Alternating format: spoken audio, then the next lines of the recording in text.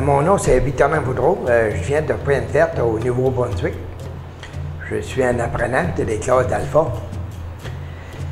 Et si tu veux en entendre parler d'Alpha, je peux t'en en parler jusqu'à demain s'il faut. Il n'y aura pas assez d'heures, je pense, d'une journée pour tout te dire ce que je pense des classes d'Alpha.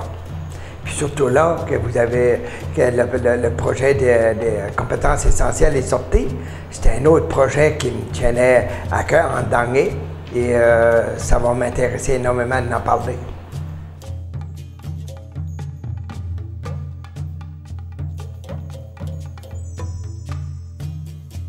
Moi, la première fois que j'ai retourné des mots de CPV d'école, j'avais pas 50 ans, j'étais beaucoup plus jeune que ça, j'avais autour de 25-26 ans, j'étais marié, j'avais des enfants. Il fallait que je les faisais vivre, puis là, je travaillais 2 ouvrages, je faisais, je ne pouvais pas les faire.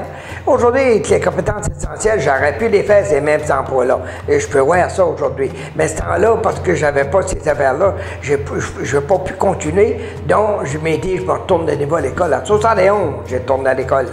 Ça ne m'a pas donné grand-chose quand j'étais là en 71, parce qu'une autre fois, là, j'avais de la complication à l'école, puis ils n'ont pas compris la complication que j'avais.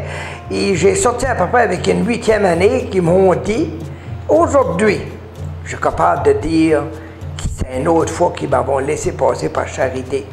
Parce que j'étais assez âgé, puis ils m'ont dit, bon, ben, une 8e année pour avoir un petit cours. Puis, ce temps-là, ben, j'ai pris le petit cours avec la 8e. Le seul cours que je pouvais avoir, c'est la bodywork ou faire la cuisine. La cuisine, ils appellent ça le cours que j'ai fait, mon short order. Short order, c'était juste travailler dans les cantines. Dans les cantines, c'était pas grand-chose pour faire vivre une famille. J'ai été chanceux, moi j'ai rentré au collège des Batters comme cuisinier avec ce petit cours-là, mais ça n'a pas été fait parce que le collège, dans 3 ans, a tombé au gouvernement, puis j'ai perdu mon emploi. Puis après ça, ben, je ne pouvais plus rentrer nulle part parce qu'ils ont commencé à demander de l'anglais. Je n'avais pas les grades assez hauts, puisqu'ils me demandaient de l'anglais. J'ai tout déchiré ces papiers-là, j'ai retourné de niveau sur le marché du travail, dans les gros jobs, des constructions, dans les mines, puis tout ça. Tous des jobs que moi, ma capacité ne me permettait pas de le faire. À un moment donné, je descendais tout le temps. J'avais plus d'estime de moi, j'avais plus rien. Je descendais, moi, avec ces jobs-là. Je ne pouvais pas les faire. Et en descendant, puis descendant, j'ai fessé le fond du baril. Qu'est-ce qu'on peut fesser vraiment le fond du baril? Je l'ai fessé, moi, le fond du baril, là. T'es là? C'est pour juste donner un exemple comment en bas qu'un homme peut descendre. Là, mais il m'est arrivé des choses dans ma vie. Il y avait eu beaucoup de maladies, la femme malade, les enfants malades. Et dans les années, quand j'avais 53 ans, là, j'ai fait le vrai fond des fonds. J'avais plus d'enfants à la maison. La séparation est arrivée, j'ai tombé vraiment d'achement. J'avais plus rien, plus de maison, plus rien, pas d'ouvrage. J'étais pas sur le marché du travail, en est en tout. Tu peux t'imaginer quand tu es rendu qu'à 53 ans, tes enfants sont tous partis et tu n'as plus d'estime de toi, tu n'es plus sur le marché du travail, la vie ne t'intéresse pas bien. C'est ce temps-là que le suicide a commencé à passer au cerveau. Puis par après, j'ai été chanceux, j'ai rencontré quelqu'un de ma vie qui m'a donné mon estime de moi, qui m'a dit que j'avais le droit de vivre comme les autres. Et avec cet encouragement-là, j'ai commencé à rentrer de nouveau sur le marché du travail. Et puis ça, là, quand on parle du marché du travail, là, ça c'est un petit bout que j'aimerais que le monde s'arrête. Quand on parle que ça fait une dizaine d'années que tu n'es pas sur le marché du travail, puis tu tombes sur le marché du travail, mon Dieu que ça fait drôle. Quand j'ai commencé à travailler à 16 ans et quand j'ai retombé niveau sur le marché du travail à 53 ans, c'était presque la même chose, la même peur, la même crainte, pas savoir comment faire pour travailler, comment est-ce qu'on fait pour aller se trouver un emploi, puis tout ça. J'étais rendu à là.